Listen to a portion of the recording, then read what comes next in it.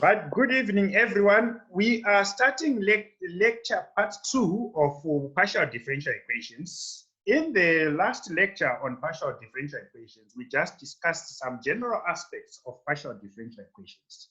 In this lecture, I will specifically deal with one type of partial differential equations, which is the heat equation. And so I have three aspects, but I won't be able to cover them all for this lecture. The first aspect is that you have to know the structure of one-dimensional heat equation and the different boundary conditions that are associated with it, and then how to use the method of separation of variables together with method of Fourier series. But I won't cover in detail Fourier series method. It will be something that we'll cover in the next lecture. So the starting point I want to deal with is just the structure of the heat equation. The one-dimensional heat equation looks like this one, this partial differential equation with a constant K. And then with it normally comes this set of equations which are boundary conditions, these two in the middle. They are boundary conditions. It is boundary in the sense that they are discussing how x is changing. As you know, x is the first variable. So x is ranging at x equals to 0, the value of the heat is 0. And at x equals to L, the value of the heat is 0. And then the last one is called the initial condition. This one, sorry. It's called the initial condition because here t is equals to 0. So the initial point is the starting time, which is always normally when t equals to 0. So these type of boundary conditions of this type are called Dirichlet boundary conditions. So you can solve the heat equation using the Dirichlet boundary conditions, which are these ones, the two of them, and the initial condition is the same throughout. But you can also change the boundary conditions of the heat equation to what are called the Newman boundary conditions. And this is the form of Newman boundary conditions here, as given here. These are the Newman boundary conditions. As you can see, they are given in terms of derivatives of u at the boundaries x equals to 0 and x equals to L. And then finally, we have what are called periodic boundary conditions, still applying to the heat equation. As you can see, the first here is the heat equation, which is the same, and the initial conditions is the same. What is changing is only the boundary conditions, these ones being Dirichlet, these ones being Newman boundary conditions. And finally, we have the heat equation with periodic boundary conditions. And so you have to know that you can be asked to solve the heat equation using any of these boundary conditions. So what will change then after when you have these boundary conditions for specific examples, either in the test or in the exam, is the function fx, which might be different for each problem that I will give you in the test or in the assignment or in the survey. Now, let us consider first introduce how we normally solve for ODEs, because what we will do in the method of separation of variables for heat equation is that when we separate variables, we will reduce the heat equation as a second order partial differential equations, into two ordinary differential equations. We will see those two ordinary differential equations shortly. So when we have a second order ordinary differential equation like this one, the way we solve it, we know it. We look for solutions of this type. And when you substitute here, differentiate it first, you put that there. Differentiate it twice, you put it there, and you get this quadratic equation, which you solve for lambda. And you because it's quadratic, you always get two lambdas, lambda 1 and lambda 2. Three different situations can happen. either two distinct roots, for which the solution will look like this, or you have two equal roots for which the solution will look like this, or you have two complex roots for which the solution will look like this. So this is when you are trying to solve an ordinary differential equation like this. Then we come to introduce also the issue of separation of variables. Suppose you just have dy dx equals to some function which I haven't put down, say h, x, and y. And you can separate that into two functions, f of y, there's an error there, it should be f of y, and then g of x. So you can separate this by dividing by f of y both sides so that you have this, and then you cross multiply by dx, so you have completely separated variables, because what you have here is everything in y, and the other side is everything in x. You can also say, an example would be to solve this ordinary differential equation where you separate first into everything in y by cross multiplying by y and dx, and then you then have this which you integrate to get this. And obviously another example would be this, where you can as well divide by e to the power 2y and then multiply by dx. So separate variables also and integrate both sides, you get this as the solution. Let us consider now how to separate variables for the heat equation, but this time we are going to consider Dirichlet boundary conditions. So this is, we know this is the heat equation, one-dimensional heat equation with Dirichlet boundary conditions, and of course the initial condition here. When we solve this by method of separation of variables, what we do is that we look for a solution u of x and t, which is of this form. So we just assume that the solution u of x and t, which is a function of x and t, we can separate it into two different functions. A function g, which is a function of t only, and a function h, which is a function of x only. So when we do that, what we do then is we differentiate once with respect to t, say that, so this is what I have done. If you differentiate this with respect to t, here you get the partial derivative with respect to t, but here you now get an ordinary differential equation because this is not a function of t, so it just remains as it is.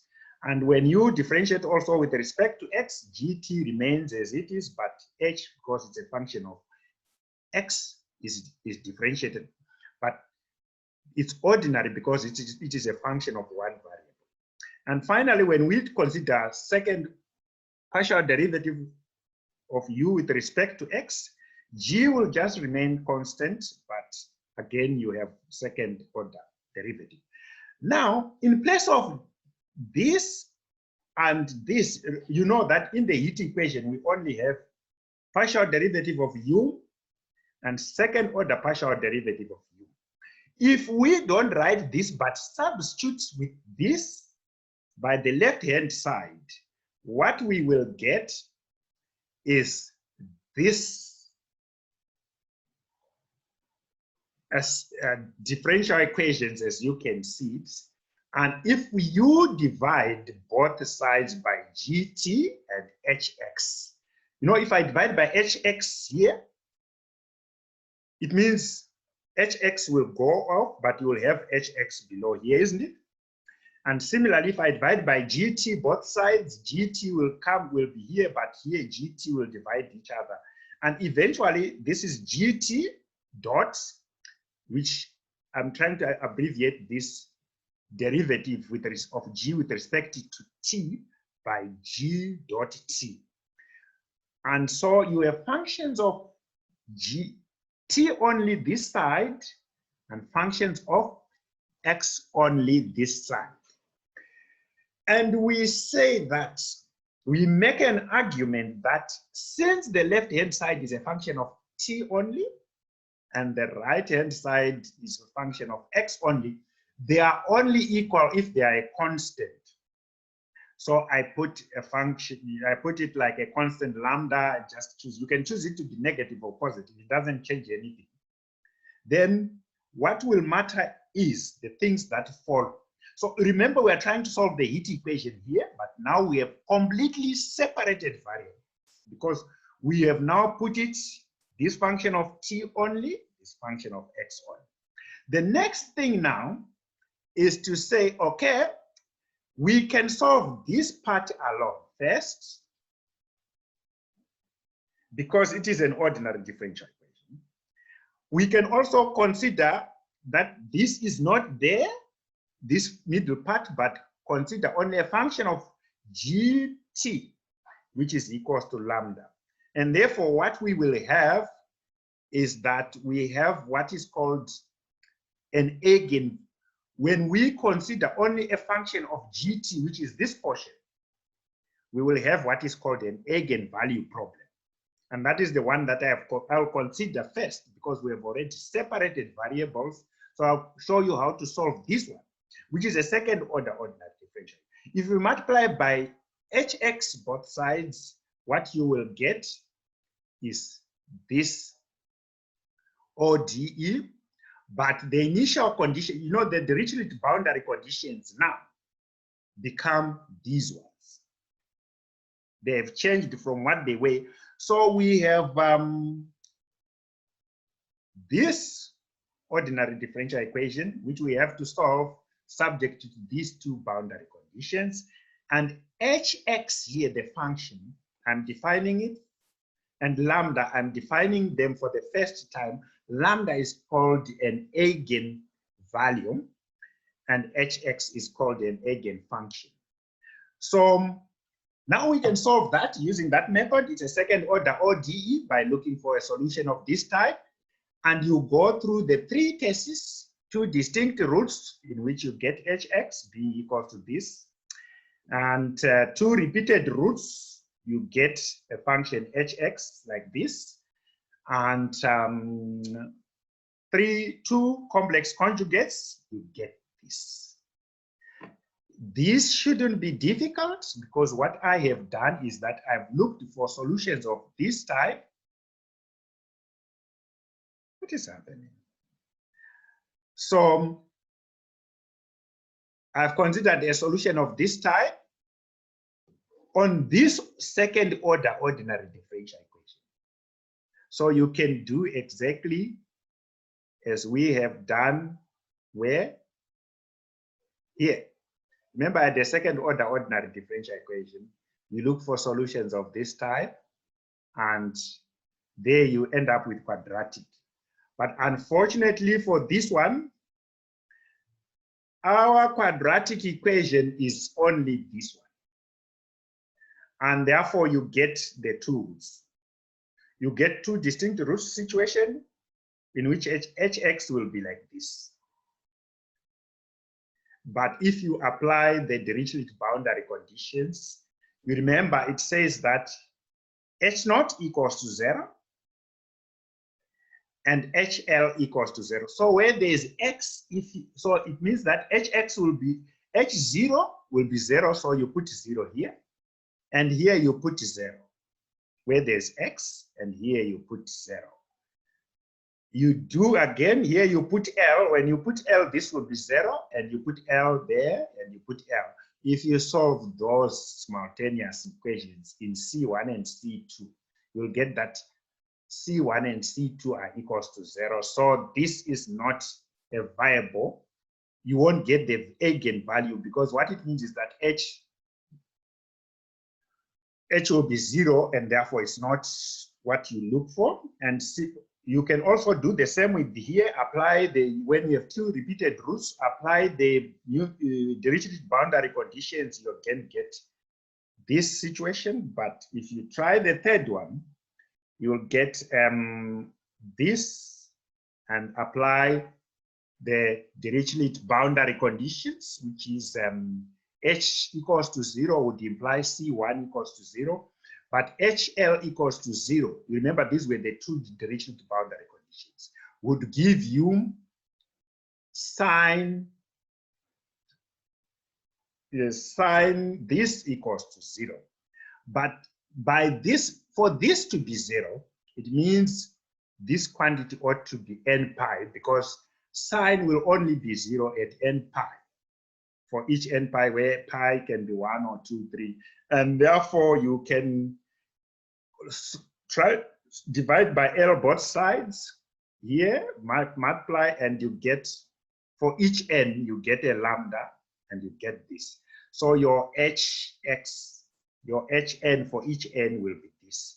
Remember, this is the eigenfunctions, so there will be eigenfunctions.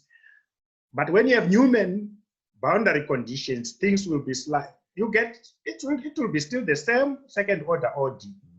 What will only change, and you look for solutions same way, what will only change is the boundary conditions, for which you apply case 1, lambda negative, lambda equals to 0, and you get 2 repeated, and lambda positive, you get 2 complex conjugate roots. So you go through the same, and what you get is you will again get eigenfunctions of this type. You can do the same with periodic boundary conditions.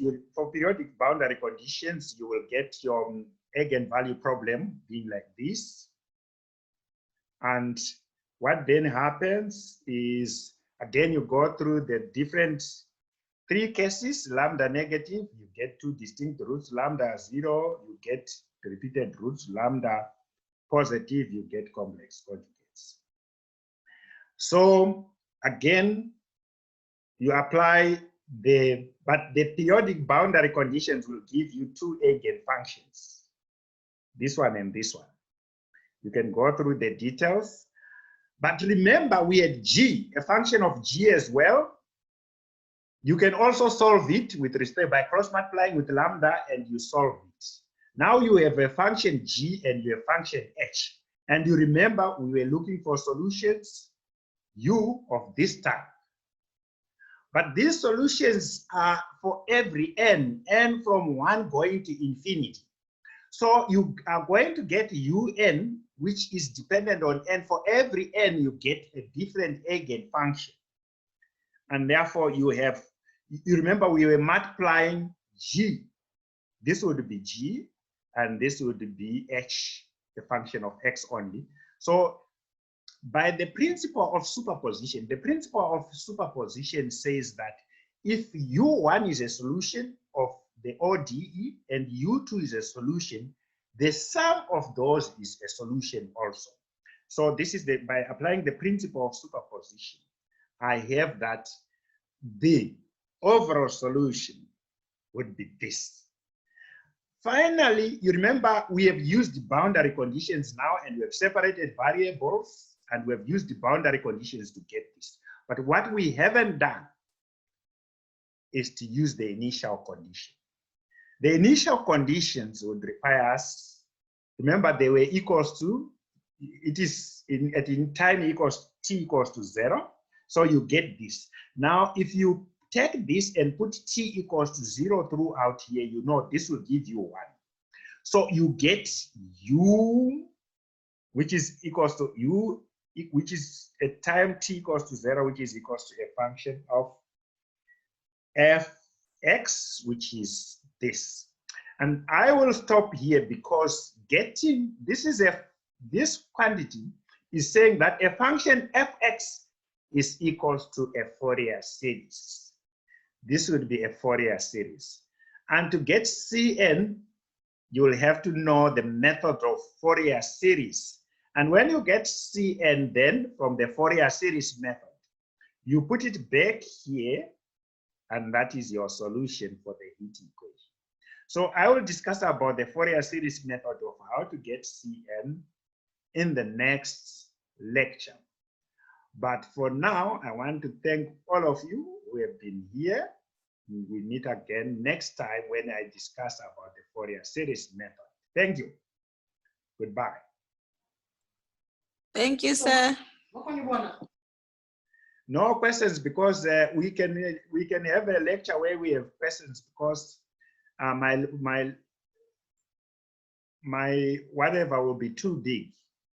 My file will be too big. So I would like to end here.